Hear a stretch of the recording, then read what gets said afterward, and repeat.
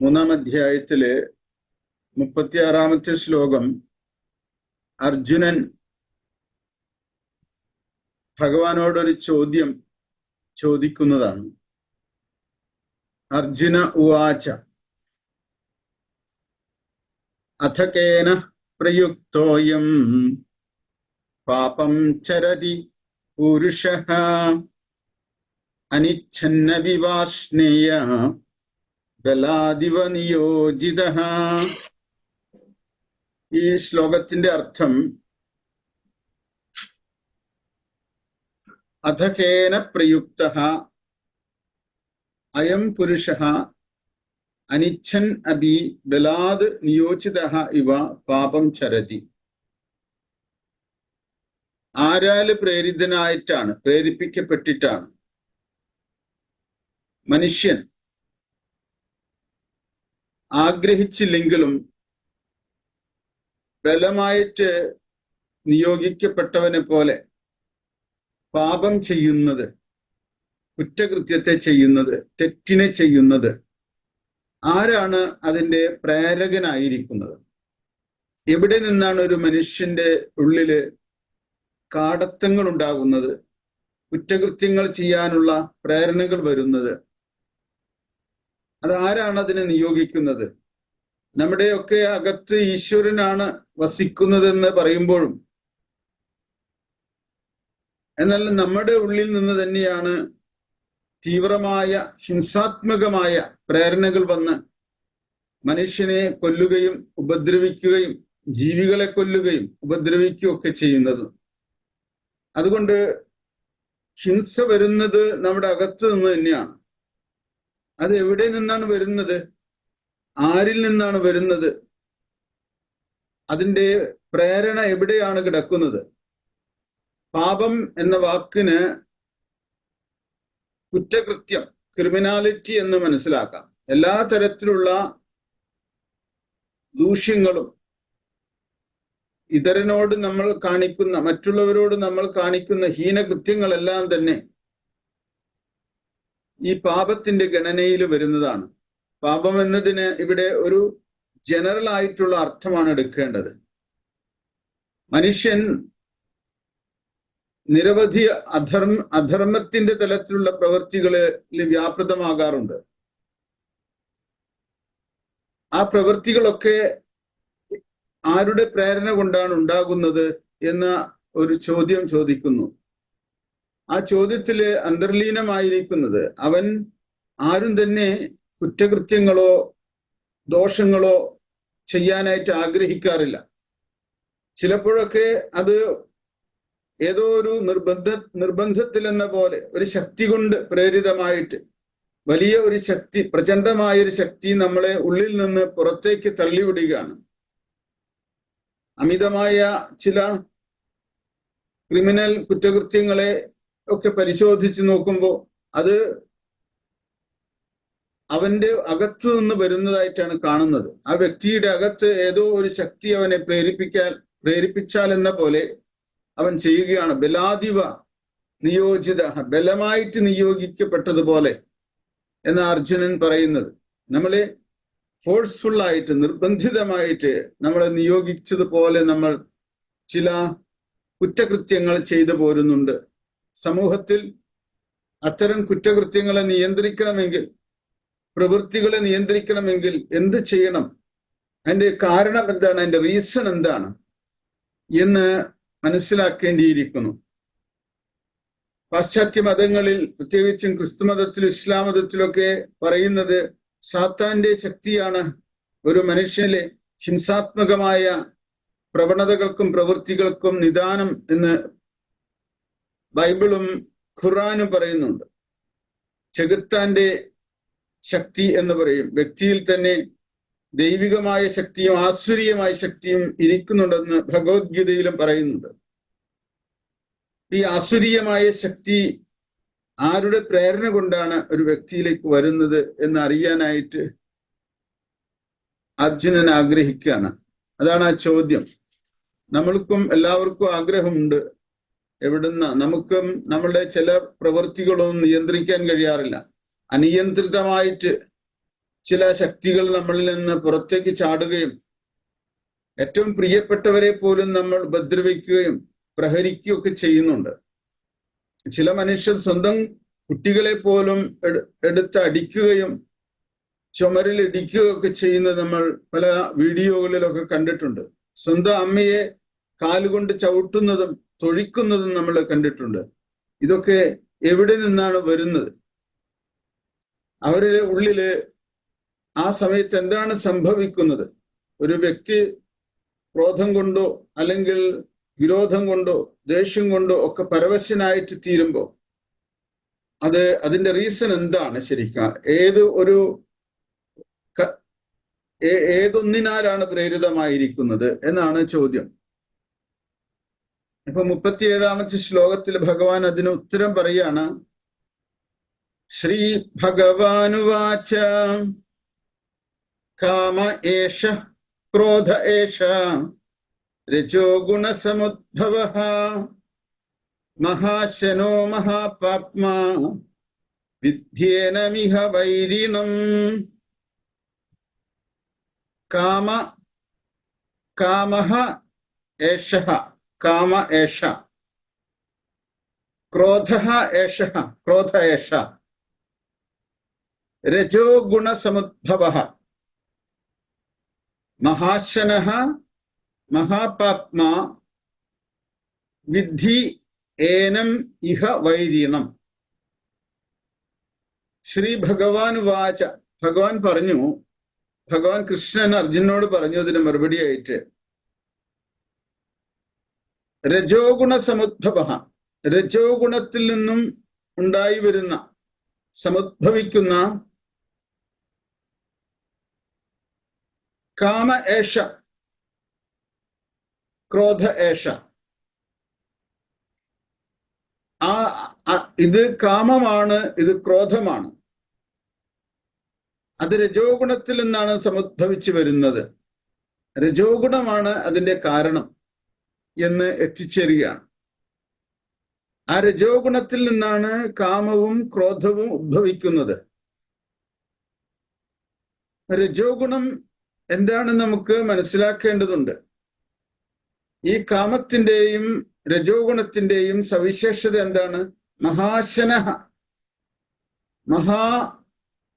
അശനഃ, അശനം എന്ന് വെച്ചാൽ ആർത്തി പിടിച്ചത്, ഭക്ഷണത്തിനായിട്ടുള്ള ആർത്തിയാണ് മഹാശനഃ എന്നതുകൊണ്ട് അർത്ഥമാക്കേണ്ടത്.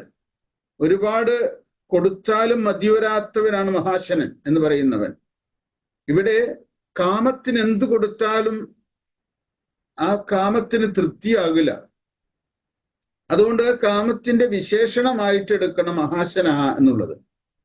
ആ കാമം മഹാശനനാണ്. ആ കാമത്തിലേക്ക്, ആ കാമത്തെ നമുക്ക് ഒന്നുകൊണ്ടും തൃപ്തിപ്പെടുത്താനായിട്ട് കഴിയില്ല. ഇനി ആ കാമത്തെ നമ്മൾക്ക് തടുക്കുകയോ അതിനെ പൂർത്തീകരിക്കാൻ അനുവദിക്കാതിരിക്കുകയോ ഒക്കെ ചെയ്താൽ ആ കാമം തന്നെ പരിണമിച്ച് ക്രോധമായിട്ട് മാറും. ക്രോധത്തിന്റെ നിദാനം കാമമാണ്. കാമത്തിന്റെ നിദാനം രജോ ഗുണമാണ്. രജോ ഗുണം പ്രബലമായിരിക്കുന്ന സമയത്താണ് അതിൽ നിന്ന് കാമം ജനിക്കുന്നത്. ആ കാമത്തിന്റെ പൂർത്തീകരണം ഒരു വസ്തു കൊണ്ടല്ല പല വസ്തുക്കൾ കൊണ്ട് നിർവഹിച്ചാലും ആ കാമം അടങ്ങുകയില്ല. നമ്മളുടെ ജീവിതത്തില് എത്രായിരം ആഗ്രഹങ്ങൾ ഉണ്ടായിട്ടുണ്ട് ഇത്രയും കാലം ജീവിച്ചതിൽ. അതിൽ പല ആഗ്രഹങ്ങളും നിർവഹിച്ചെങ്കിലും വീണ്ടും വീണ്ടും അനുഭവിക്കണം എന്ന് ആഗ്രഹം മനസ്സിലിരിക്കുക. അതിന്റെ കാരണം എന്താണ്? കാമം എന്നതൊരു മഹാശനനാണ്, മഹാ ആർത്തിപ്പണ്ടാരമാണെന്ന് പറയാം. എന്ന് പറഞ്ഞാൽ ആർത്തി കൊണ്ട് എത്രമാത്രം വാരി വലിച്ചു കഴിക്കാമോ, അനുഭവിക്കാമോ, അങ്ങനെ വാരി വലിച്ച് അനുഭവിക്കുന്നവനാണ് കാമം. മഹാപാപ്മ, ഈ കാമം വലിയ പാപത്തെ ചെയ്യുന്നവനാണ്. പാപം എന്നതുകൊണ്ട് കുറ്റകൃത്യം, എല്ലാ കുറ്റകൃത്യങ്ങളിലും കാമമുണ്ട്.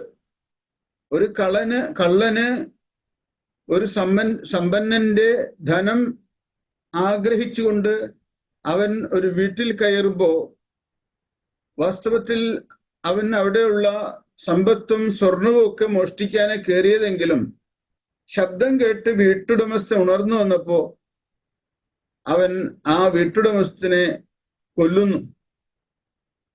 എന്തുകൊണ്ടാ കൊല്ലുന്നത്? വീട്ടുടമസ്ഥൻ ബഹളം വെച്ചു കഴിഞ്ഞാൽ താൻ പിടിക്കപ്പെടും. പിടിക്കപ്പെട്ടാൽ അതിന് വലിയ വില നൽകേണ്ടി വരുമെന്ന് അദ്ദേഹത്തിന് അറിയാം. അദ്ദേഹത്തിന് ജയിലിൽ പോകേണ്ടി വരും. അതുകൊണ്ട് കള്ളൻ അയാളെ കൊല്ലുന്നു. അപ്പോൾ മഹാപാപ്മ എന്ന് പറയുന്നത് ഇങ്ങനെയാണ് മനസ്സിലാക്കേണ്ടത്. അത് എന്തുകൊണ്ടുണ്ടാകുന്നു? കാമം വർദ്ധിച്ചു. കാമം എന്തിനു വേണ്ടിയിട്ടാണ്? ഭോഗങ്ങൾക്ക് വേണ്ടിയിട്ടുള്ള കാമമാണ്. ഭോഗങ്ങൾ അനുഭവിക്കാനുള്ള കാമം കൊണ്ട് ആ കാമനകളുടെ പൂർത്തീകരണത്തിനായിട്ട് പ്രവർത്തിക്കുമ്പോൾ മഹാപാപിയായിട്ട് മാറുന്നു. എല്ലാ ഭോഗങ്ങളും പാപത്തിലേക്കുള്ള തുറന്ന വാതായനങ്ങളാണെന്ന് അറിയണം. വിദ്ധി അറിഞ്ഞാലും ഏനം ഇഹ വൈരീണം. ഈ കാമത്തെ ഇവിടെ നമുക്ക് വൈരിയായിട്ട് മനസ്സിലാക്കണം, ശത്രുവായിട്ട് അറിയണം. അപ്പം നമ്മൾ സാധാരണ വ്യക്തികളെയാണ് ശത്രുക്കളായിട്ട് എണ്ണുന്നത്. നമ്മുടെ ഈ ലോകത്ത് നമ്മളുടെ ശത്രുക്കൾ എന്ന് പറയുന്നത് ബാഹ്യലോകത്തുള്ള വ്യക്തികളാണ്. വാസ്തവത്തിൽ നമ്മളുടെ ഏറ്റവും വലിയ വൈരി കാമം തന്നെയാണ്. സാധാരണ നമ്മൾ കേട്ടിട്ടുണ്ട് 6 വൈരികളെ കുറിച്ച്, രിപുക്കളെ, ഷഡ് രിപുക്കൾ എന്ന് പറയും. 6 വൈരികളെ കുറിച്ച്. അതിൽ പ്രഥമ ഗണനീയമായത് കാമമാണ്. കാമം, ക്രോധം, ലോഭം, മോഹം, മതം, മാത്സര്യം, ഇത് 6ഉം നമ്മളുടെ വൈരികളാണ്. ഈ കാമത്തിൽ നിന്ന് തന്നെയാണ് ക്രോധം ജനിക്കുന്നത്. ക്രോധം ജനിക്കുന്നതിന് മുമ്പ് കാമം നമ്മളിൽ പ്രബലമായിട്ട് പ്രവർത്തിക്കണം. ആ പ്രബലമായിട്ട് പ്രവർത്തിക്കുന്ന കാമത്തിന് വിഘ്നം വരുത്തുന്ന എന്തെങ്കിലും ഫാക്ടേഴ്സ്, ഘടകങ്ങൾ ഉണ്ടാകുകയാണെങ്കിൽ ഉടനടി ആ വ്യക്തി ക്രുദ്ധനായിട്ട് തീരും, രോഷാകുലനായിട്ട് തീരും. അപ്പോ കാമ ഏഷ, ക്രോധ ഏഷ, രജോ ഗുണസമുദ്ഭവ. രജോ ഗുണത്തിൽ നിന്ന് ജനിക്കുന്നതായ കാമവും ക്രോധവുമാണ് എന്ത്? പാപത്തിലേക്ക് മനുഷ്യനെ നയിക്കുന്നത്. അധകേന പ്രയുക്തോയം പാപം ചരതി പുരുഷ. ആരാൽ പ്രേരിതമായിട്ടാണ് ഒരു വ്യക്തി പാപത്തെ ചെയ്യുന്നത് എന്നുള്ള അർജുനന്റെ ചോദ്യത്തിന് ആ ചോദ്യം എത്തിച്ചേരുന്നത് വ്യക്തിയിൽ എപ്പോഴാണോ രജോ ഗുണം ശക്തമായിരിക്കുന്നത്. ആ രജോ ഗുണം ത്രിഗുണങ്ങളിൽ ഒന്നാണ്. മറ്റ് 2 ഗുണങ്ങൾ തമോ ഗുണവും സത്വഗുണവുമാണ്. അതിൽ സത്വഗുണം ശാന്തിയുടെ, ശാന്തതയുടെ, സൗമ്യതയുടെ, ദീപ്തമായ അവസ്ഥയുടെ ഒക്കെ ഒരു പ്രതലമാണ്.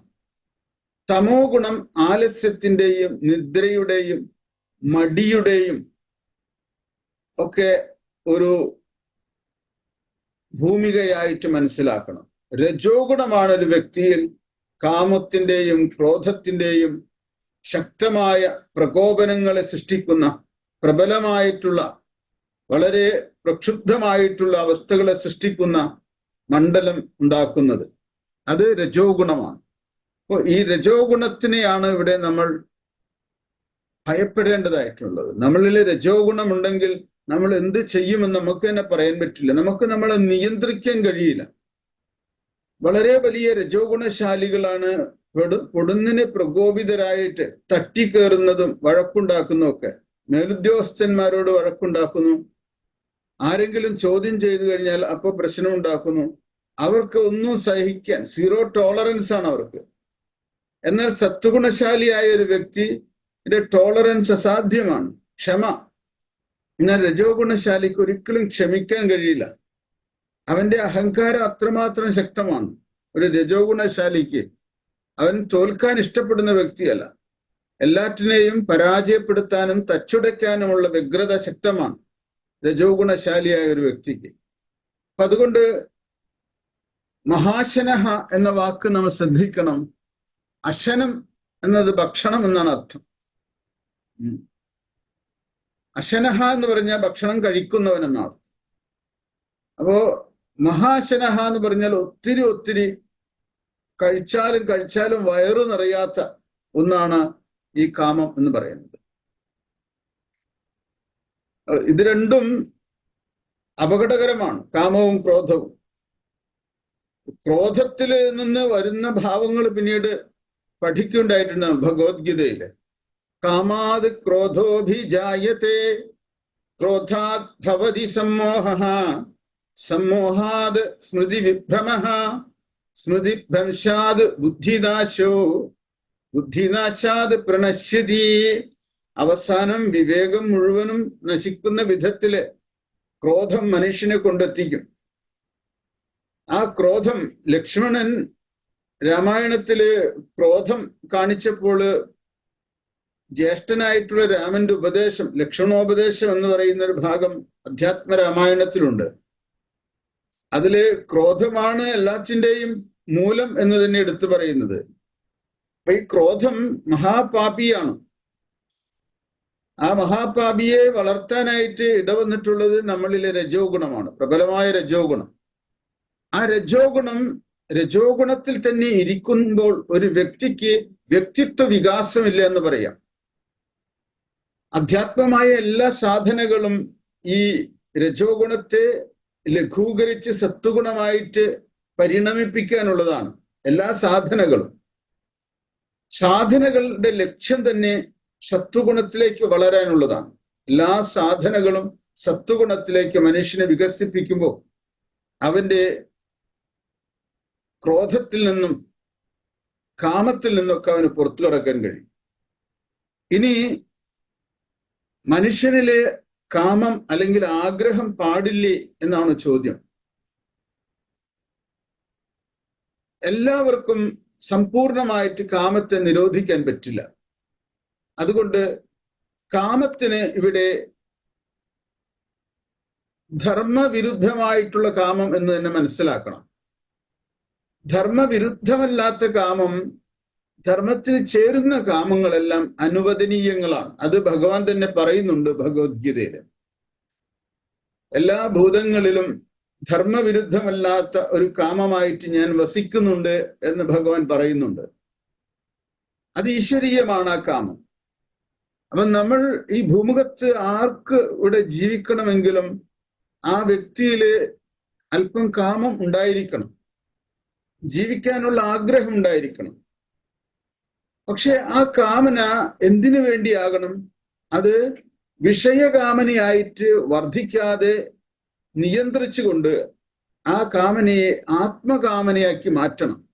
സത്വഗുണത്തിലേക്ക് വളർത്തി ആ കാമനയെ ആത്മകാമനയായിട്ട് മാറ്റണം. അനേക കാമങ്ങളിൽ നിന്നും ആത്മാവാകുന്ന ഏകകാമത്തിലേക്ക് മനസ്സിനെ ഉയർത്താനുള്ളതാണ്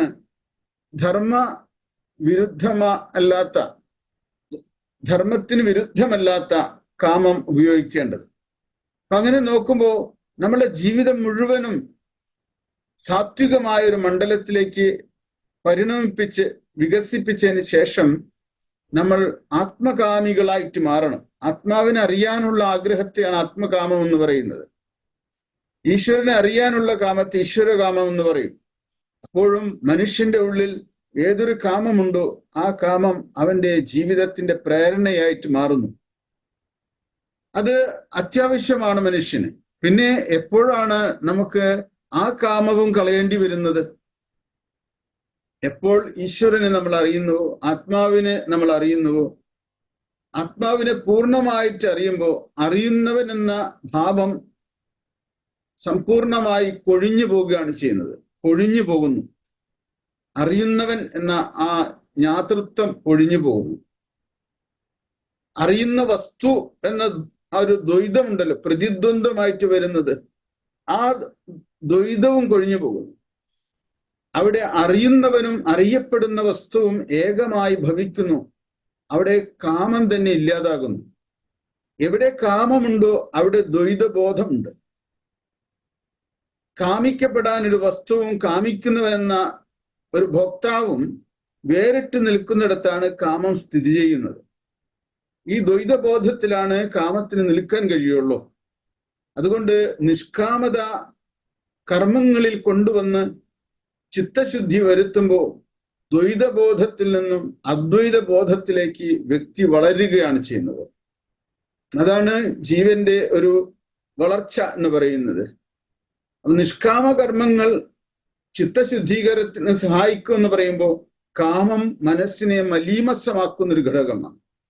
അതുകൊണ്ട് മനസ്സിനെ മലീമസമാക്കുന്ന കാമത്തെ പരിപോഷിപ്പിക്കുക എന്ന് പറഞ്ഞു കഴിഞ്ഞാൽ മനസ്സിൽ മാലിന്യങ്ങൾ വന്ന് നിറയുകയാണ്.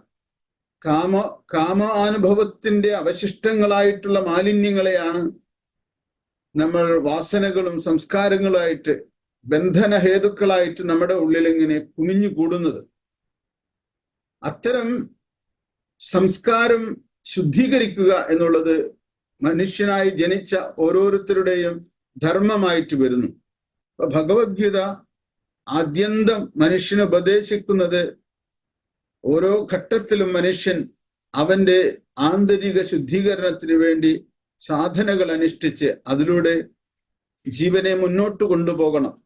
ആത്മസാക്ഷാത്കാരത്തിൽ വാസ്തവത്തിൽ കാമം തന്നെ സമ്പൂർണമായിട്ട് തിരോഭവിക്കുന്നുണ്ട്. അതുകൊണ്ട് ആത്മസാക്ഷാത്കാര അവസ്ഥയിൽ ബന്ധനമേ ഇല്ല. എവിടെ കാമമുണ്ടോ അവിടെ ബന്ധനമുണ്ട്. ഈശ്വരനെ കാമിക്കുമ്പോഴും ബന്ധനമുണ്ട്, ആത്മാവിനെ കാമിക്കുമ്പോഴും ബന്ധനമുണ്ട്. പക്ഷേ വിഷയകാമനകളിൽ നിന്ന് മനസ്സിനെ വിമോചിപ്പിച്ചെടുക്കണമെങ്കിൽ ആത്മകാമം എന്ന ഒരു ഉപായത്തിലൂടെ മാത്രമേ സാധ്യമായിട്ട് തീരുള്ളൂ. അപ്പൊ പലതിൽ നിന്നും മനസ്സിനെ അടർത്തിയെടുത്തിട്ട് ഏകത്തിൽ ഘടിപ്പിക്കണം. എന്നിട്ട് ആ ഏകത്തിൽ എന്നുള്ള ബോധത്തിൽ നിന്ന് അദ്വൈത ബോധത്തിലേക്ക് പ്രവേശിക്കണം. രണ്ടില്ല എന്നുള്ള ബോധത്തിലേക്ക്. ഞാനും ഈശ്വരനും എന്ന ദ്വൈതം തന്നെ നിരാകൃതമാകണം, നിരാകരിക്കപ്പെടണം. അവിടെ ഒരു അനുഭൂതിയുടെ നിറവാണ് ഒരു മനുഷ്യനുണ്ടാകുന്നത്.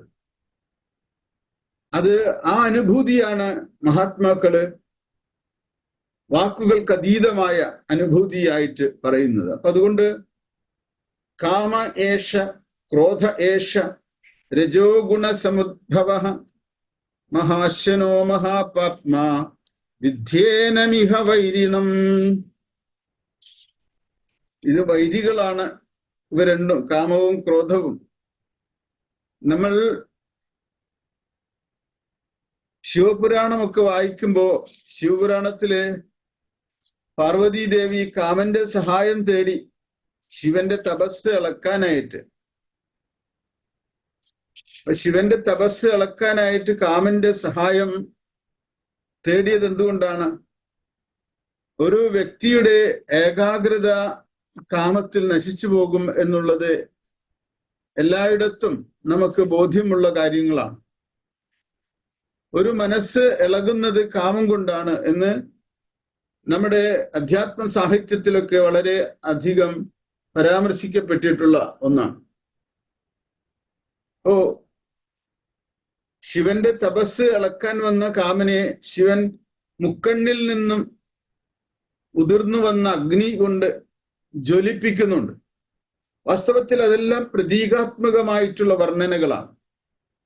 ശിവന്റെ മൂന്നാം കണ്ണ് എന്ന് പറയുന്നത് തന്നെ ജ്ഞാനമാണ്, അറിവാണ്, അവബോധമാണത്.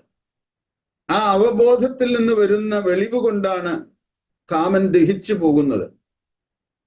അപ്പൊ കാമദഹനം എന്ന് പറയുന്നത് മനസ്സിലെ രജോ ഗുണത്തിന്റെയും കർമ്മവാസനകളുടെയും അജ്ഞാനത്തിന്റെയും ഒക്കെ നാശം തന്നെയാണ്. അതിന് ജ്ഞാനമാകുന്ന അഗ്നി കൊണ്ട്, അജ്ഞാനമാകുന്ന അഗ്നിയെയാണ് ശിവന്റെ മുക്കണ്ണിൽ നിന്നും വരുന്ന വെളിച്ചമായി, അഗ്നിയായി, പ്രകാശമായിട്ട് പുരാണകാരന്മാർ പറഞ്ഞിരിക്കുന്നത്. അപ്പോൾ നമ്മളത് തിരിച്ചറിയണം. ഇത് കാമൻ എന്ന് പറയുന്നത് ഒരു പേഴ്സൺ അല്ല, അത് നമ്മളിൽ തന്നെ ഇരിക്കുന്ന അജ്ഞാനത്തിന്റെ ഒരു വൈകാരിക ഭാവമാണ്. അതിനെ നമുക്ക് ജ്ഞാനം കൊണ്ടേ നശിപ്പിക്കാൻ കഴിയുള്ളൂ. 38ാമത്തെ ശ്ലോകം. ധൂമേനാവ്രിയതേ വഹ്നി യഥാദർശോ മലേന ച യഥോർബേനാവൃതോ ഗർഭഃ തഥാ തേനേദമാവൃതം ധൂമേന ആവ്രിയതേ വഹ്നിഃ യഥാ ആദർശോ മലേന ച. ധൂമേന വഹ്നിഃ ആവ്രിയത്തെ. ആവ്രിയത്തെ, ആവ്രിയത്തെ ഒരു ക്രിയാപദമാണ്. മലേന ആദർശഃ ച. യഥാ ആദർശഃ മലേന ച. യഥാ ഉൽബേന ആവൃതഃ ഗർഭഃ തഥാ തേന ഇതം ആവൃതം എന്ന് പദച്ഛേദം. എപ്രകാരമാണോ യഥാ ധൂമേന വഹ്നിഃ ആവ്രിയത്തെ, പുക കൊണ്ട്, ധൂമം എന്ന് പറഞ്ഞ പുക, ധൂമേന എന്ന് പറഞ്ഞ പുക കൊണ്ട്, വഹ്നിഃ എന്ന് പറഞ്ഞാൽ തീ, അഗ്നി, ആവ്രിയതെ ആവരണം ചെയ്യപ്പെടുന്നത്, പൊതിയപ്പെടുന്നത്. അതായത് അഗ്നി ജ്വലിപ്പിക്കുമ്പോൾ അല്ലെങ്കിൽ തീ കത്തുന്ന സമയത്ത് അതിൽ നിന്ന് തന്നെ വരുന്ന കറുത്ത പുക കൊണ്ട് തീ മറിഞ്ഞു പോകുന്നത് നമുക്ക് കാണാം. തീയുള്ളത് കൊണ്ടാണ് പുക ഉണ്ടായിട്ടുള്ളത്. പക്ഷെ ആ പുക തീയെ മറയ്ക്കുന്നു. ഇവിടെ തീ എന്നത് എന്തിന്റെ പ്രതീകമാണ്? ജ്ഞാനത്തിന്റെ പ്രതീകമാണ്, അറിവിന്റെ പ്രതീകമാണ്. പുക എന്ന് പറയുന്നത് അജ്ഞാനത്തിന്റെ പ്രതീകമാണ്, അവിദ്യയുടെ പ്രതീകമാണ്. നമ്മളിൽ തന്നെ ഇരിക്കുന്ന അവിദ്യ നമ്മളുടെ അകത്തിരിക്കുന്ന ആത്മചൈതന്യത്തെ മറയ്ക്കുന്നുണ്ട്. അത് ഈ മനസ്സിൽ തന്നെ രണ്ട് ശക്തികൾ പ്രവർത്തിക്കുന്നുണ്ട്. നമ്മുടെ മനസ്സിൽ തന്നെ ഒന്ന് അറിവിനെ മറച്ചു കളയുന്ന ഒരു ശക്തി, അതിനെ ആവരണ ശക്തി എന്നാണ് പറയുക. എന്നിട്ട് ആ സ്ഥാനത്ത് നാമരൂപങ്ങളായ പ്രപഞ്ചത്തെ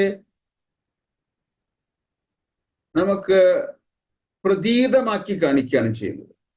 സൂപ്പർ ഇമ്പോസ്ഡ് റിയാലിറ്റി എന്ന് പറയാൻ അത് പ്രതീതമാണ്, അധ്യസ്ഥങ്ങളാണ്. സംസ്കൃതത്തിൽ അത്തരം പദങ്ങളൊക്കെയാണ് അനുപയോഗിക്കുക. അധ്യസ്ഥം എന്ന വാക്കിന് എന്താ? ഇല്ലാത്ത ഒന്നിനെ കാണിക്കുക, ഇല്ലാത്ത ഒന്നിനെയാണ് കാണിക്കുന്നത്. നാമരൂപങ്ങൾ എന്ന് പറയുന്നത് ഇല്ലാത്തതാണ്, മൂന്ന് കാലത്തും ഇല്ലാത്തതാണ്. പക്ഷെ നമുക്ക് അനുഭവിക്കുന്ന വേളയിൽ അത് ഉള്ളതുപോലെ തോന്നും. അതാണ് അധ്യസ്ഥങ്ങൾ എന്ന് പറയുന്നത്. ഇവിടെ അഗ്നിയെ പുക മറക്കുന്നത് പോലെ നമ്മുടെ അകത്ത് ജ്ഞാനത്തെ അജ്ഞാനം മറയ്ക്കുന്നുണ്ട്.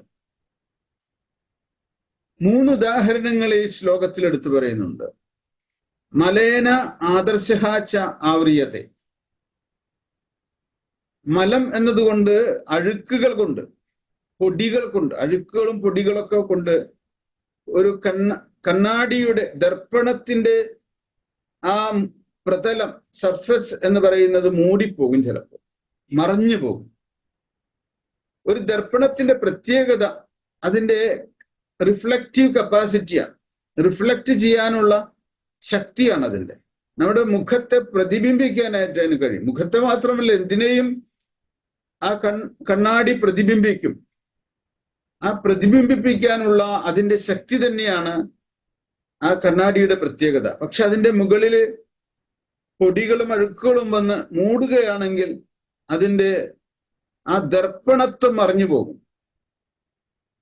ആ ദർപ്പണത്തെ മറിഞ്ഞു പോകുക എന്നത് ഈ പൊടികൾ വന്ന് അഴുക്ക് വന്ന് നിറയുമ്പോഴാണ്. അതുപോലെ വീണ്ടും ഒരു ഉദാഹരണം പറയുന്നത്, യഥാ ഉൽബേന ആവൃതഃ ഗർഭഃ. ഗർഭം, ഗർഭസ്ഥ ശിശു, ഒരു എംബ്രിയോ, ഒരു ഭ്രൂണം.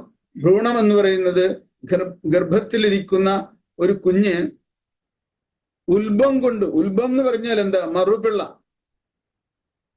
മറുപിള്ള എന്ന് പറഞ്ഞാൽ ഈ ഗർഭത്തെ പൊതിഞ്ഞിരിക്കുന്ന ഒരു സഞ്ചിയാണത്. ആംനിയോട്ടിക് സാക്ക് എന്ന് പറയും അതിന്. അത് പൊതിഞ്ഞിരിക്കുകയാണ്. അത് അതുപോലെ അത് മറിഞ്ഞിരിക്കുന്നു. അപ്പൊ ശിശു മറിഞ്ഞിരിക്കുകയാണ്. ശിശുവിനെ ജ്ഞാനത്തിന് സമാനമായിട്ട് എടുക്കണം ഈ മറുപിള്ളയെ നമുക്ക് അതിനെ മറയ്ക്കുന്ന ഘടകമായിട്ട്, ആവരണം ചെയ്യുന്ന ഘടകമായിട്ട് ഈ ആവരണം നമ്മളിൽ പ്രവർത്തിക്കുന്നത് അവിദ്യയാണ്, അജ്ഞാനമാണ്, മായയാണ്. അപ്പൊ അത് നമ്മൾ തിരിച്ചറിയണം. എന്നിട്ട് പറയുന്നു തഥാ തേന ഇതമാവൃതം. ഇവിടെ തേന എന്ന് പറഞ്ഞിരിക്കുന്നത് കാമത്താൽ എന്നാണ്. രജോ ഗുണത്തിൽ നിന്ന് ഉത്ഭവിക്കുന്ന കാമത്താല് എന്ത് മറഞ്ഞു പോകുന്നു? ഈ ജ്ഞാനം മറഞ്ഞു പോകുന്നു. അപ്പൊ നമ്മളിലിരിക്കുന്ന ജ്ഞാനം സമ്പൂർണമായിട്ട് മറയ്ക്കാൻ ഈ കാമത്തിന് കഴിയും. അതുകൊണ്ടല്ലേ കാമത്തിന് കണ്ണും മൂക്കും ഇല്ല എന്ന് പറയും. കാമം ഉദ്ഭവിച്ചു കഴിഞ്ഞാൽ, മനസ്സിൽ ഉദ്ഭവിച്ചു കഴിഞ്ഞാൽ പിന്നെ ആ വ്യക്തിക്ക് വിവേകം നശിക്കുന്നുണ്ട്. അത്തരം ഒരു ട്രാജിക്കൽ സ്റ്റേജ് നമ്മൾ മുന്നിൽ പഠിച്ചതാണ്. ഒരു വ്യക്തിയെ കാമത്തിൽ നിന്നുണ്ടാകുന്ന പിന്നീട് വരുന്ന ഓരോരോ വൈകാരിക പടലങ്ങളും ആ വ്യക്തിയെ വലിയ ഒരു പതനത്തിലേക്ക് നയിക്കുന്നത് നമ്മൾ കാണുന്നുണ്ട്. ആ തലത്തിൽ നോക്കുമ്പോൾ ഈ കാമം തന്നെയാണ് മനുഷ്യന്റെ ബദ്ധവൈരി. ഈ കാമം മനുഷ്യനെ എല്ലാ ഗുലുമാലുകളിലും കൊണ്ട് ചാടിക്കും, അവസാനം ജയിലിൽ എത്തിക്കും വേണമെങ്കിൽ. അപ്പോ കാമം ഒരു മറയായിട്ട് പ്രവർത്തിക്കുകയാണ്. അതിന് ഇത്ര ഉദാഹരണങ്ങൾ പറയുന്നത് എന്തിനായിരുന്നു? കാരണം അഗ്നിയിൽ നിന്ന് പുകയുണ്ടാകുന്നു എന്ന് പറയുമ്പോൾ നമ്മിൽ തന്നെ ഇരിക്കുന്നുണ്ടതെല്ലാം. വേറെ ഒരു വസ്തുവല്ല നമ്മിൽ ഇരുന്നതൊക്കെ മറയ്ക്കുന്നത്. നമ്മിലിരിക്കുന്ന കാമം, ആ കാമം എന്തിൽ നിന്ന് വരുന്നു? രജോ ഗുണത്തിൽ നിന്ന് വരുന്നു. രജോ ഗുണം പ്രകൃതിയുടെ ഒരു ഗുണമാണ്. ഈ 3 ഗുണങ്ങളും അജ്ഞാനത്തിന്റെ സന്തതികളാണ്. പ്രകൃതി തന്നെ എന്ന് പറയുന്നത് മായയാണ്. ആ മായയിൽ നിന്ന് ജനിക്കുന്നതാണ് രജോ ഗുണം. എന്ന് പറഞ്ഞാൽ എന്ത് മനസ്സിലാക്കണം? ആത്യന്തികമായി ഈ ഗുണങ്ങൾക്കൊന്നും നിലനിൽപ്പില്ല. ജ്ഞാനത്തിന് മാത്രം, അറിവിന് മാത്രം, ആത്മാവിന് മാത്രമാണ് 3 കാലത്തും സ്ഥായിയായ അസ്തിത്വമുള്ളൂ, നിലനിൽപ്പുള്ളൂ എന്നറിയണം. ഗുണങ്ങൾക്ക്, രജോ ഗുണത്തിനായാലും തമോ ഗുണത്തിനായാലും സത്വഗുണത്തിനായാലും 3 കാലത്തും സ്ഥായിയായ നിലനിൽപ്പില്ല. കാരണം അത് പ്രകൃതിജന്യമാണ്, മായാജന്യമാണത്. മായയിൽ നിന്ന് ജനിച്ചിട്ടുള്ളതാണ്.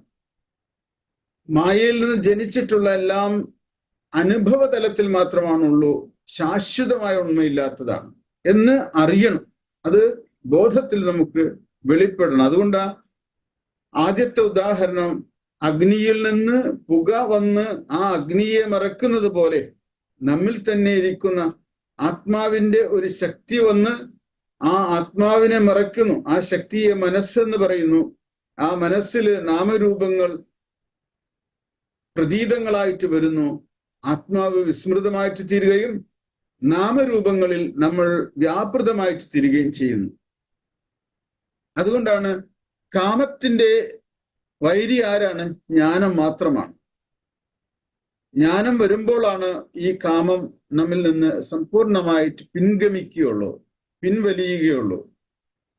അപ്പോ ഈ ഉദാഹരണങ്ങൾ നമ്മളെ ശക്തമായിട്ട് നമ്മളിൽ ആത്മബോധത്തെ തെളിമയോടെ കാണിച്ചു തരാനും ഈ ആത്മബോധം നിരന്തരം മറയ്ക്കപ്പെടുന്നുണ്ടെന്ന് നമ്മൾ ഓർമ്മിപ്പിക്കാനും കൂടിയാണ്. അതുകൊണ്ട് ഈ മറയെ മാറ്റാനായിട്ടാണ് നമ്മൾ എന്ത് ചെയ്യുന്നത്? കർമ്മയോഗ അനുഷ്ഠിക്കുന്നത്. അപ്പൊ കർമ്മയോഗ അനുഷ്ഠിക്കുന്നതിലൂടെ അഗ്നിയുടെ മറയായിരിക്കുന്ന പുക എങ്ങനെ കാറ്റടിക്കുമ്പോൾ നീങ്ങിപ്പോകുന്നുവോ, അഗ്നി നന്നായി ജ്വലിക്കുമ്പോൾ നീങ്ങിപ്പോകുന്നുവോ, അല്ലെങ്കിൽ അഗ്നി ജ്വലിപ്പിക്കാൻ ഉപയോഗിച്ച വിറകിലെ ജലം, നനവ് ഇല്ലാതായിട്ട് തീരുമ്പോൾ പുക താനെ ഇല്ലാതാകുന്നു. അതുപോലെ ജ്ഞാനം പ്രകാശിക്കുമ്പോൾ നമ്മിലെ മറകളെല്ലാം ഇല്ലാതായിട്ട് തീരുന്നു, ആവരണങ്ങളെല്ലാം ദഹിച്ചു പോകുന്നു. അത് നിഷ്കാമമായ സേവയും നിഷ്കാമമായ കർമ്മയുമാണ് അതിൻ്റെ ആദ്യത്തെ പടിയായിരിക്കേണ്ടത്. അതുകൊണ്ട് നമുക്ക് കർമ്മയോഗയുടെ ഈ അധ്യായത്തില് താത്വികമായ ഒരു അവബോധത്തിനും അറിവിനും വേണ്ടിയിട്ടാണ് ഇത് പറഞ്ഞു തരുന്നത്. അപ്പോ ഇതിൽ നിന്ന് നമുക്ക് വേണ്ടത്ര കാര്യങ്ങൾ മനസ്സിലാക്കാൻ കഴിഞ്ഞിട്ടുണ്ടാകുമെന്ന് കരുതുന്നു. 39-ാമത്തെ ശ്ലോകം.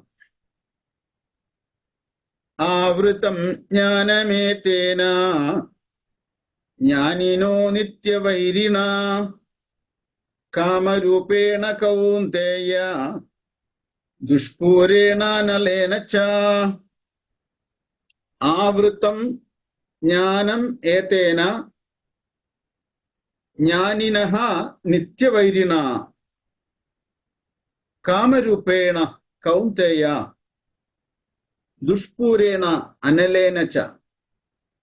ഹേ കൗന്ദേയ, കുന്തിപുത്ര, ഭഗവാൻ അർജുനനെ കുന്തിപുത്ര എന്ന് വിളിക്കുന്നു. കൗന്ദേയ,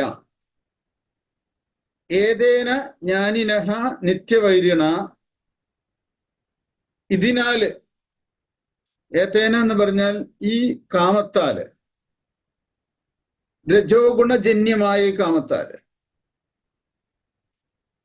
ജ്ഞാനിനഃ നിത്യവൈരിണ, ജ്ഞാനിയുടെ നിത്യവൈരിയായ ഈ കാമത്താല്. കാമം ജ്ഞാനിയുടെ വൈരിയാണ്. അത് ആദ്യം മനസ്സിലാക്കണം. ബേസിക് ഇതാണ്. ഇവിടെ കാമം എന്നതുകൊണ്ട് മനസ്സിലാക്കേണ്ടത് ധർമ്മവിരുദ്ധമായിട്ടുള്ള കാമം എന്നാണ്.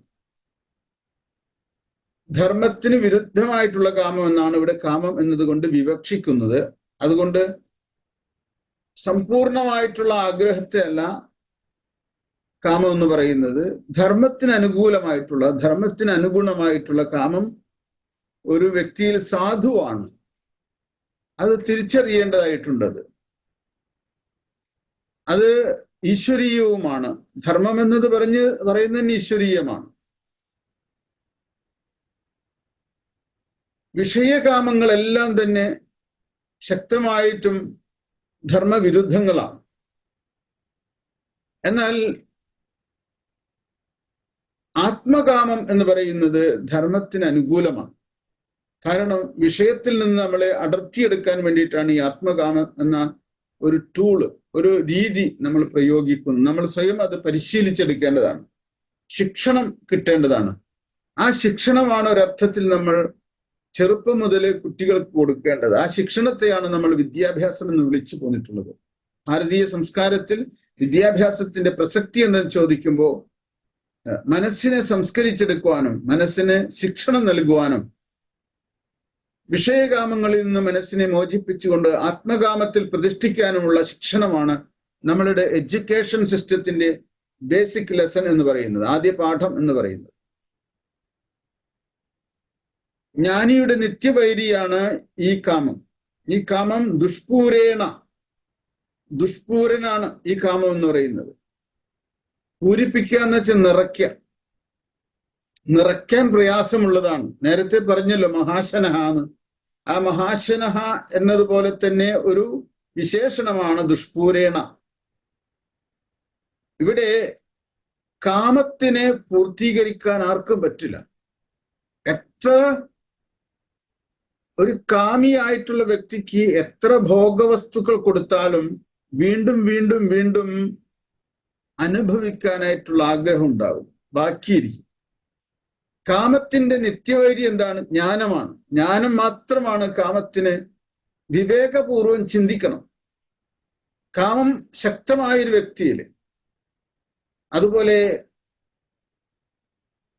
ക്രോധം ശക്തമായൊരു വ്യക്തി, അവൻ വീണ്ടും വിചാരമുള്ളവനാകണം, വിചാരബോധം ഉള്ളവനായിരിക്കണം. എങ്കിൽ മാത്രമാണ് അവന് ഈ ക്രോധത്തിൽ നിന്നും കാമത്തിൽ നിന്ന് പുറത്തു കടക്കാൻ പറ്റുള്ളൂ. ദേഷ്യം വരുന്ന ഒരാൾ, പല ആളുകളും നമ്മോട് വന്ന് ചോദിച്ചിട്ടുണ്ട്, വലിയ ദേഷ്യമാണ്, ദേഷ്യത്തെ എങ്ങനെ നിയന്ത്രിക്കാം? ഞാൻ അവരോട് പറഞ്ഞത്, ദേഷ്യം വരുന്ന സമയത്ത് 10 മുതൽ 1 വരെ എണ്ണിയാൽ മതി. 10, 9, 8, 7, 6 ഇങ്ങനെ താഴേക്ക് കൗണ്ട് ഡൗൺ ചെയ്യണം. ആ 10 എണ്ണുന്നതിനുള്ളില് ആ വന്ന ക്രോധം പോയിട്ടുണ്ടാവും. കാരണം എന്താ? രജോ ഗുണം ഒരു പ്രത്യേക പ്രത്യേക അബോധത്തിൽ നിന്നാണ് വരുന്നത്, ബോധത്തിൽ നിന്നല്ല. ഈ രജോ ഗുണം ശക്തമായി തള്ളി വരുന്ന സമയത്ത് നമ്മുടെ ബോധം മറഞ്ഞു പോകുന്നുണ്ട്. എണ്ണുന്ന സമയത്ത് നമ്മുടെ ബോധം തിരിച്ചു കിട്ടുന്നുണ്ട്. നമുക്ക് കൗണ്ട് ചെയ്യുന്ന സമയത്ത് ബോധം തിരിച്ചു കിട്ടുന്നുണ്ട്. ബോധം തിരിച്ചു വന്ന ദേഷ്യം പോയി, പിന്നെ ക്രോധം പോയി. അതുകൊണ്ട് ബോധത്തെ തിരിച്ചെടുക്കുന്ന പ്രക്രിയയാണ് ആദ്യം ചെയ്യേണ്ടത്, ക്രോധത്തിൽ നിന്ന് മോചനം നേടാനായിട്ട്. പല ആളുകൾക്കും അറിയില്ല എന്താ അവർ ദേഷ്യപ്പെടുന്നതെന്ന്. പെട്ടെന്ന് ദേഷ്യം വരും, യാന്ത്രികമായതുപോലെ, ഒരു ഇമ്പൾസീവായിട്ട്. അതാണ് ആദ്യം ചോദിച്ചത്, നിർബന്ധിതമായിട്ടെന്ന പോലെ, ബലാദിവ നിയോജിത, ബലമായിട്ട് നിയോഗിക്കുന്നതിനെ പോലെ ഈ പാപങ്ങൾ ചെയ്യുന്നത് എന്തുകൊണ്ടാണ് എന്ന് ചോദിച്ചത്, അർജുനൻ ചോദിച്ചത് കൊണ്ടാണ്. ദേഷ്യം വരുന്ന നേരത്ത് നമുക്കൊരു ബോധവുമില്ല, നമ്മളിങ്ങനെ യാന്ത്രികമായിട്ട് ദേഷ്യപ്പെടുകയാണ്, ക്രുദ്ധനായിട്ട് തിരികെയാണ്. ചിലപ്പോ ഏറ്റവും സ്നേഹിക്കുന്ന വ്യക്തിയെ പോലും നമ്മൾ മർദ്ദിക്കുകയോ പ്രഹരിക്കുകയോ കൊല്ലുകയോ ചെയ്യും. കൊന്നതിന് ശേഷം പറഞ്ഞിട്ട് കാര്യമുണ്ടോ? എന്ന് ക്രോധത്തിന് ബോധമില്ല, വിവേകമില്ല. ക്രോധ സമയത്ത് എങ്കിലും ആ വ്യക്തിക്ക് വിവേകമില്ല. ഒരു ഗുരുവിന്റെ അടുത്തേക്ക് ഒരു പട്ടാളക്കാരൻ അധ്യാത്മമായ കാര്യങ്ങൾ ചോദിച്ചറിയാനായിട്ട് വന്നു. അപ്പോ ആ ഗുരുവിനോട് ചോദിക്കുന്നത് നമ്മളെല്ലാവരും ചോദിച്ചിട്ടുള്ള ചോദ്യമാണ്, എന്താണ് സ്വർഗം, എന്താണ് നരകം എന്നാണ്. ഗുരു ഒന്നുമില്ല വിളിച്ചത്, അദ്ദേഹം പട്ടാളക്കാരനാണല്ലോ. പട്ടാളക്കാരനായതുകൊണ്ട് ഇത്തിരി ധാർഷ്ട്യം ഉണ്ടായിരുന്നത് ഇതിന്. അപ്പോ നേരെ ചോദ്യം ചോദിക്കുക വന്നിട്ട്, എന്താണ് സ്വർഗം, എന്താണ് നരകം എന്ന് ചോദിക്കുക വന്നിട്ട്. ഏറ്റവും ചുരുങ്ങിയത് ഒരു മര്യാദയെങ്കിലും വേണ്ടേ വ്യക്തി കാണിക്കണ്ടേ? അപ്പോ ഗുരുവിന് മനസ്സിലായി ഇദ്ദേഹം രജോ ഗുണത്തിന്റെ ആളാണ്. പ്രത്യേകിച്ച് പട്ടാളക്കാരാകുമ്പോൾ ഇത്തിരി രജോ ഗുണം ഉണ്ടായിരിക്കും. അപ്പൊ രജോ ഗുണത്തിന്റെ ആളാണ്. അതുകൊണ്ട് ഇദ്ദേഹത്തിന്റെ ജീവിതാനുഭവത്തിൽ നിന്ന് തന്നെ എന്താണ് സ്വർഗം, എന്താണ് നരകം എന്ന് കാണിച്ചു കൊടുക്കാമെന്ന് വിചാരിച്ചിട്ട് ആ പട്ടാളക്കാരൻ അവനോട് ഗുരു ചോദിക്കുക, നീ ആരാണെന്ന് ചോദിച്ചു. അപ്പോ ആ പട്ടാളക്കാരൻ ക്രുദ്ധനായിട്ട് പറഞ്ഞു, എന്നെ കണ്ടിട്ട് മനസ്സിലായില്ലേ? പട്ടാളക്കാരന്റെ വേഷത്തിൽ അദ്ദേഹം വന്നിരിക്കുന്നത്. എന്നെ കണ്ടിട്ട് മനസ്സിലായില്ലേ? ഞാനൊരു പട്ടാളക്കാരനാണ്, യോദ്ധാവാണ് ഞാൻ. അപ്പൊ ഗുരു പറഞ്ഞു, ഓ, നിന്നെ കണ്ടാൽ ഒരു തെണ്ടിയെ പോലെ ഇരിക്കുന്നല്ലോ എന്ന് പറഞ്ഞു. അപ്പോ അദ്ദേഹത്തിന് ഭയങ്കരമായി ദേഷ്യം വന്നു. ഈ പട്ടാളക്കാരൻ ദേഷ്യം വരിക മാത്രമല്ല, അദ്ദേഹം പഴയകാലത്തെ പട്ടാളക്കാരനാണ്. വാള് ഉറയിൽ നിന്ന് ഊരിയെടുത്ത് ഈ ഗുരുവിനെ വെട്ടാനായിട്ട് ആഞ്ഞു. അപ്പോ ആ ഗുരു ചിരിച്ചുകൊണ്ട്, അദ്ദേഹത്തിന്റെ പ്രവൃത്തി കണ്ട് മന്ദഹസിച്ചുകൊണ്ട് ആ പട്ടാളക്കാരനോട് പറഞ്ഞു, കണ്ടില്ലേ കണ്ടില്ലേ എന്ന് ചോദിച്ചു. കണ്ടില്ലേ, ഇപ്പോ നിങ്ങളില് നരകം ജനിച്ചിരിക്കുന്നു എന്ന് പറഞ്ഞു. പെട്ടെന്നാണ് ആ പട്ടാളക്കാരന് ബോധോദയം ഉണ്ടായി. ഞാൻ ചോദിച്ച ചോദ്യത്തിന്റെ ഉത്തരം എന്തെന്ന് പറഞ്ഞു തരികയാണ് ഈ ഗുരു ചെയ്തത്. ഇപ്പോൾ നിങ്ങളിൽ നരകം ജനിച്ചിരിക്കുന്നു എന്ന് പറഞ്ഞു. അയാൾ ക്രുദ്ധനായപ്പോ, ദേഷ്യപ്പെട്ടപ്പോ, അതിന്റെ അർത്ഥം ഒരു വ്യക്തിയിൽ തന്നെ നരകം ഇരിക്കുന്നുണ്ട്. ആ വ്യക്തി രജോ ഗുണത്തിൽ നിന്നാണ് ഈ നരകം ഉണ്ടാകുന്നത്. പെട്ടെന്ന് ബോധോദയം ഉണ്ടായ ആ പട്ടാളക്കാരൻ വാള് ഉറയിലിട്ടു. മന്ദഹസിച്ചതിന് ശേഷം ആ ഗുരുവിന്റെ പാദങ്ങളിൽ വീണ് നമസ്കരിച്ചിട്ട് കഴിഞ്ഞപ്പോ ഗുരു അദ്ദേഹത്തിനോട് പറഞ്ഞു, കണ്ടില്ലേ, ഇപ്പോ നിങ്ങളിൽ സ്വർഗം ജനിച്ചിരിക്കുന്നു എന്ന് പറഞ്ഞു. ഒരു വ്യക്തിയിലെ സ്വർഗം എന്ത്, നരകം എന്തെന്ന് അയാളുടെ വ്യക്തിത്വത്തെ തന്നെ നിമിത്തമാക്കിക്കൊണ്ട് ഒരു ഗുരു പഠിപ്പിക്കുകയാണ് ചെയ്തത്. നമ്മളിലും ഇങ്ങനെയൊക്കെ തന്നെയാണ്. നമ്മൾ അറിയുന്നില്ല നമ്മൾ എന്താണ് ചെയ്യുന്നതെന്ന്. നമ്മൾ കോപാകുലനായിട്ട് തീരുന്ന സമയത്ത് നമ്മൾക്ക് അറിയുന്നില്ല നമ്മൾ എന്താണ് ചെയ്യുന്നത്, എന്താണ് പറയുന്നത്, എന്താണ് ചിന്തിക്കുന്നത് എന്ന് നമ്മൾ അറിയുന്നില്ല.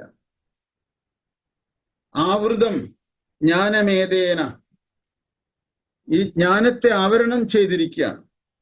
ഈ കാമം വരുന്ന സമയത്ത് ജ്ഞാനം മറഞ്ഞു പോകുകയാണ് ആവരണം കൊണ്ട്. അതുകൊണ്ട് കാമം ജ്ഞാനിയുടെ നിത്യവൈരിയാണ്.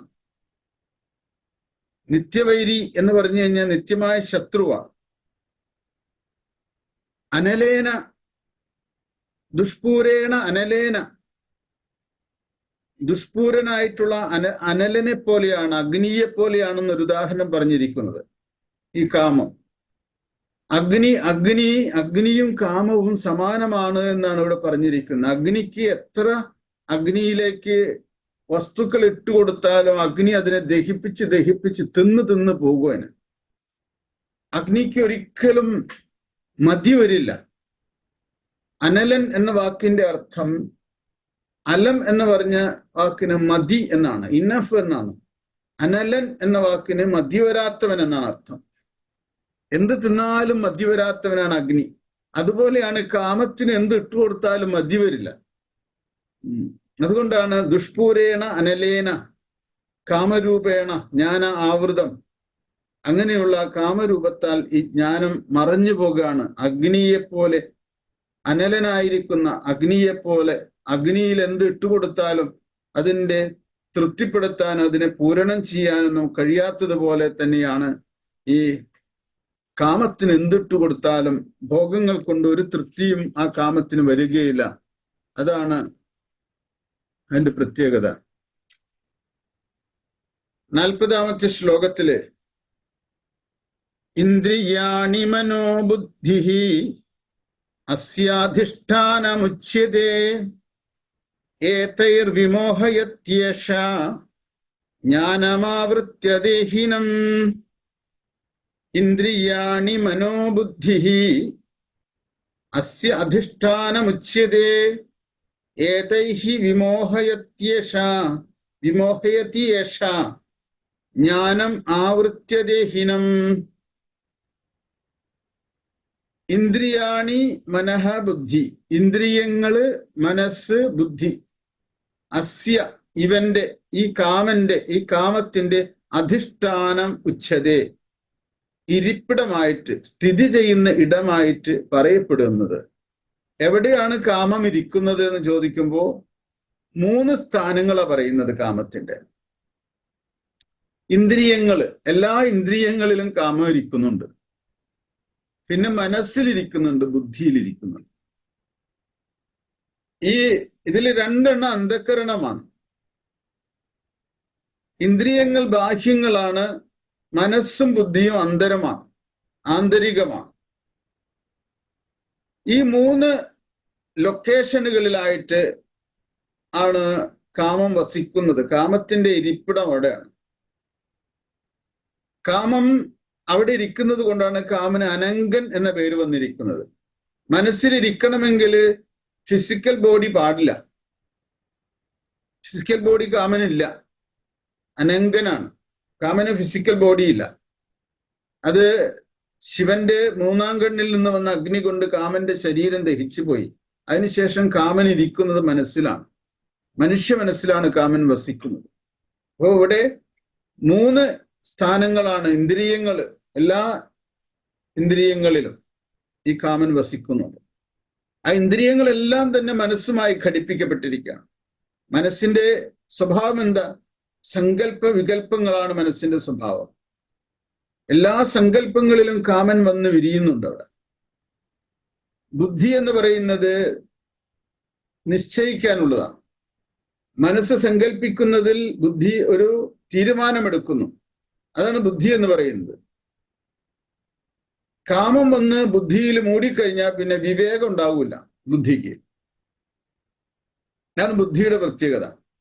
അപ്പോൾ ഒരു വ്യക്തിയുടെ ബുദ്ധിയിൽ കാമത്തിന്റെ ആവരണമുണ്ടെങ്കിൽ, ഒരു വ്യക്തിയുടെ മനസ്സിൽ കാമത്തിന്റെ ആവരണമുണ്ടെങ്കിൽ, ഒരു വ്യക്തിയുടെ ഇന്ദ്രിയങ്ങളിൽ കാമത്തിന്റെ ആവരണമുണ്ടെങ്കിൽ അവൻ മൃഗത്തിനേക്കാളും മോശപ്പെട്ടവനായിരിക്കും. കാരണം എന്താ? അവനിലെ ജ്ഞാനം മറഞ്ഞു പോയിരിക്കുകയാണ്. അസ്യ അധിഷ്ഠാനമുച്യതേ ഏഷഃ ജ്ഞാനമാവൃത്യ